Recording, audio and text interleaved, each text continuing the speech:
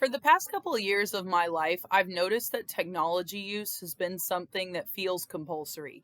Now, often it hasn't been, up until recently at least, but I found that there's a subtle social pressure around us to use new technology. When I was growing up, it was the cool thing to do. Everyone socially involved had social media networks. They were up to date with the memes, the dances, the slang. And if you were not all online, you were getting left out of these trends. Unfortunately, this is how we've gotten in this self created surveillance society where all of us are monitoring each other all the time and normalizing the constant presence of social networks or technological devices around us all the time. One time I went with my mom to my university that she attended, and she told me it made her really sad because everyone there was wearing headphones and nobody was interacting. Now, for our generation, that's kind of been the norm since high school or middle school. Students go to school wearing headphones and they do not talk. They typically have a hood on and things of that nature. I find it interesting too that I would say, on a positive note, our generation has been more accepting of mental health concerns and being neurodivergent and things of that nature. However, I think the rates of a lot of neurodivergence and mental illness might be exacerbated, or rather students or young people or anyone might have less support dealing with these issues because our social network is so fundamentally flawed nowadays. I feel like there's less opportunities for low stakes social interaction on a day to day basis.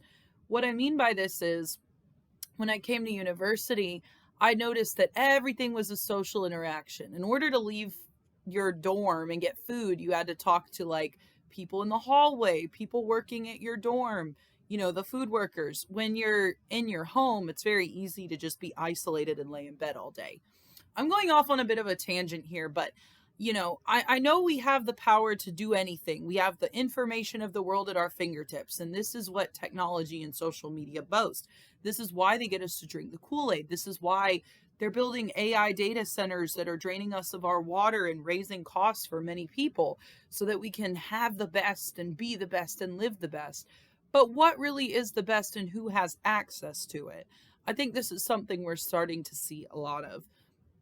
I find everything nowadays this horrible kind of joke of bread and circuses, decadence versus nothing, where, for example, we have people advertising GLP-1s so that you can go be slender for some reason I'm not sure of, because they weren't really pushing those until recently.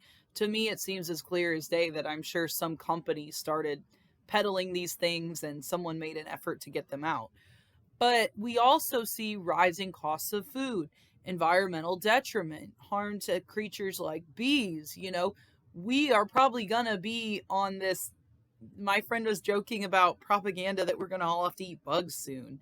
So we might as well all go vegan now because meat is going to be overly expensive. We barely have water now because of AI data centers. But I'm going off on a tangent still somewhat.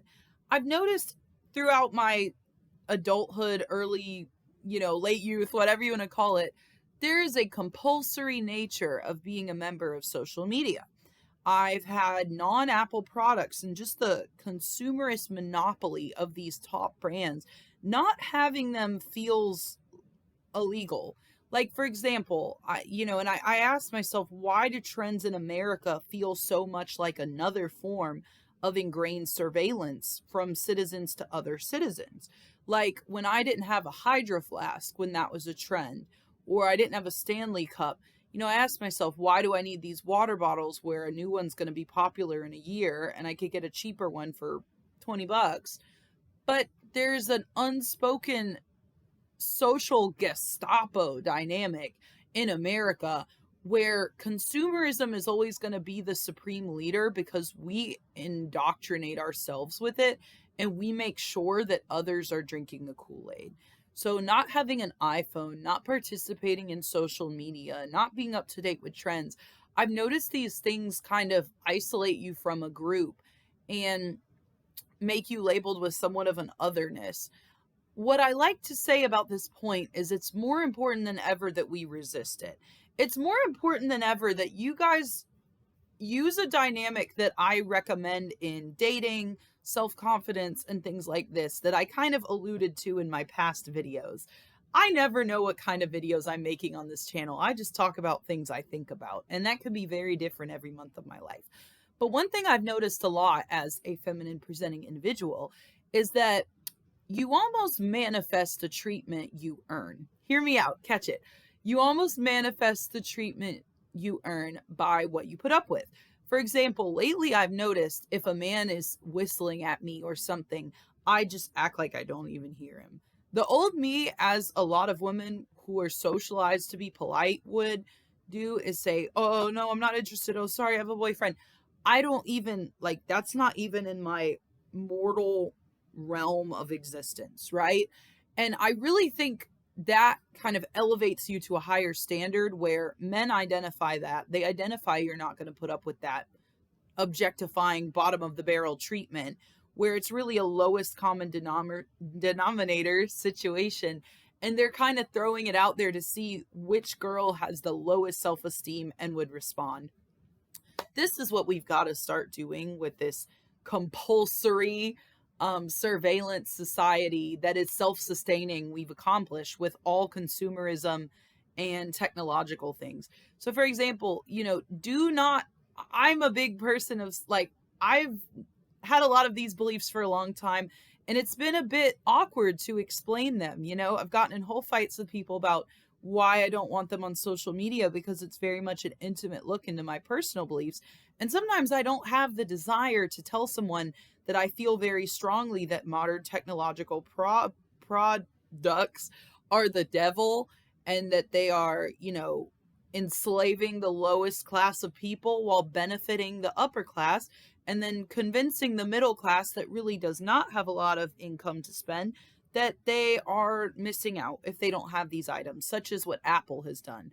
I have not had an Apple product since I was probably 10 years old because I just hate I just hate and immediately distrust anything that has such a consumerist monopoly on everyone around it. Because we've known and we've proven time after time again in America, those who are billionaires, those who own the means of production, they're not doing it out of success and benevolence. They're doing it out of tax breaks, exploiting the people, things of that nature. And I just think too, there is some hope because the more I connect with people, find a sense of community, I understand that every moment we write someone a letter, we send them a message, we go out of our way to let them know how we feel, and we do something that deviates from this allotted amount of social interaction. In my brain, it feels like things are becoming almost compulsory, but this is where I tell you, you manifest your treatment, you manifest the society we live in. Do not obey in advance. You do not have to download the newest AI tool. I've been pushed at work many times to use AI to do things, and I denounce that. I see I find it very ironic too when I see a lack of solidarity because the way my brain works is at this point in America, we all need solidarity with each other, different marginalized groups, to even have a chance, right? And at this point, the average American is inherently a marginalized group because they've proven they don't care about us with the rising cost of everything while billionaires are making more money than ever and the stock market is a roaring success. But I'm always shocked when I see something like a flyer for a pro black group or something of the nature, something that's supposed to be radical using AI, because we've seen in America that there is this trickle down effect, but not in the positive way many claim, where if there is something negative that's going to happen, it's going to affect whoever is the ostracized group of the moment. Typically, when we have a negative situation like unequal education, environmental destruction, which communities are affected by it? Typically Black communities. So I think it's very important, more so than ever, we understand the solidarity we have as people, and that really the only enemy is people who view money as a god, because the only God is God, the love, the value of people among us, each other, living creatures that are sentient. Money is not sentient. Money is the closest thing to the devil, yet we've elevated it to God in this country. And as a result, we're even creating harm for other countries because there's such a demand for, things like phones, where people in the Congo are working as slaves to give us a new iPhone we can upgrade to every other year. Um, I have to get a new phone. Mine's an Android phone. It's lasted me several years. I'm going to get a new one because it's literally sundowning. Like, I literally touch the screen and then it like loads for like 30 seconds before it goes to the next button. But I'm patient. And this is another thing with technology where you do not have to comply in advance. Unless someone literally requires you to put everything online, you don't have to do it. When I hang out with my friends and we just sit and exist or have a coffee, that is radical. Writing each other letters is radical. Making handmade artwork. Start making things that look terrible. Start making flyers for things on like Canva, do not use AI, draw it and take a picture of it. I mean, we have more technology than ever, and we're going deeper and deeper with it without understanding the harm we're doing. And it's turning into a situation where we're really making intelligence something that is all online that you're going to have to access from behind a paywall. And the library has been free. The internet has been free for a long time in the way that if you really have a desire to access it, it is indeed accessible. And it concerns me so much because I was raised on this 90s, early 2000s educational optimism kind of thing with like Miss Frizzle and Bob Ross and Reading Rainbow, and everything about education was very much publicly funded, optimistic, for the people, a means that anyone can achieve the liberation and decadence they want out of this life. Not necessarily financial, but like a deep sense of self, knowing that your life was worth something and you did a good job. So I really ask you guys, find other people to do tangible things. I think it's so complicated to even convey the detriment that technology has done to our psyches. It's like a meme where it says it's so hard for people with ADHD to pick out Halloween costumes. And someone said, you people can't do anything. But it's like that, a lot of times I do certain hobbies and I always encourage other people to try them because we spend so much time on social media and we put negative 2% of time into things that we could actually improve on and accomplish as people that would impact our health and sense of self a lot more. For example, like, I spend like an hour a day on social media. I have the little timer, and as the summer approaches and I want to spend more time outside and with friends, I think I'm going to make my timer for social media even less. But I noticed too, another thing I started this YouTube channel to convey is that looks maxing and gaining a sense of self, gaining appreciation from yourself, not in a capitalistic, algorithmically pleasing consumerist way, but somewhat yes, because I'm not going to set you guys up for failure by saying, I don't want you guys to have a sense of self in this society. There are so many lenses just in my brain alone that I am trying to attain every day. Do I want to be this aesthetic? Do I want to convey this femininity, masculinity? Do I want to look good for Instagram or Twitter, myself? Who is our standard for it? And it becomes so convoluted, it's very hard to attain. But I want you guys to never let all this big tech convince you that you don't have the self-efficacy and the ability to change your life at any point. So that's what I'm really trying to convey to you guys. I have more to say really, but that's kind of the gist of it. I mean, there are so many days I have to fight the momentum sucking of sitting on the couch and go to the gym. I went to the gym today. I went to the gym yesterday, but there was about a month I stopped going to the gym and I was busy, but did I have time to go on social media for 2 hours a day? Yes, I did. So I want you guys to know, above all else, do not comply in advance. Unfortunately, you guys are going to have to exert a lot more self-control than was really ever required from people.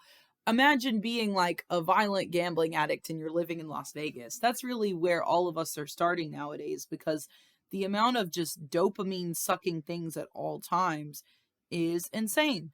And I will say too, I mean, I shake my head at the influences coming into especially impoverished communities, communities of color, young ladies. I think from every lens there is so much propaganda trying to poison the people and really cloud their mind. And it's unfortunate. Like, if you've seen the Boondocks, the whole plot is Huey is like woke and he's trying to tell people stuff and they're just like, whatever. And there's all this ignorant stuff going around him. But that's really how it feels nowadays. It's really hard to find a way to reach people that matters because unfortunately, a lot of the things that matter take time and you earn them through hard work and discipline. And unfortunately, it's just not as sexy as, oh, scroll on this thing that's going to numb your brain for hours a day. Another big one I kind of hear about anecdotally, and I'm seeing a lot, is like they're really plugging, vapes, nicotine, marijuana, and drug use to young people. And I think it's something that a lot of like Gen Z and below kind of bonds over, like, oh, we have no future. We're so cooked. Let's resort to these substances. But that is not the way to go. That is, I mean, it's just more, it's like when people say goy slop online. But, I think there's so many things. It's like, oh, hop on a GLP-1, have your vape, have your weed, have, your inappropriate content online. I think everything is selling us a shortcut because it is banking on the fact that we will not have the discipline, we will not have the longevity of criticizing what's around us and being skeptical, and it's becoming more important than ever to not comply in advance, especially with like AI, because I'm starting to see it everywhere. And guess what? Prices of people's water and electricity is going up. They're having horrible effects as a result of this.